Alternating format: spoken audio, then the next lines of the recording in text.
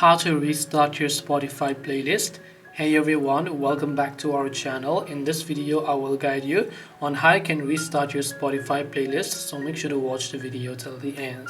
In order to restart your Spotify playlist, now I'm assuming by this what you mean is that you want to remove all the existing songs from your playlist and create a new playlist. So in my case I have got this certain playlist over here. Now what I can instead do is I can just try to delete this playlist, and after I delete this playlist I can just create a new playlist with all the songs that I want to add.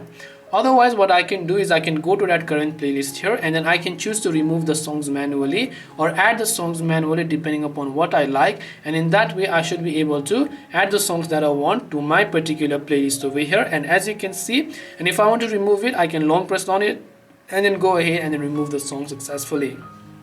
This way I can restart my Spotify playlist. Hope this video was very helpful. If you have got any questions, feel free to leave them down below. Thank you for watching and see you soon in the next video.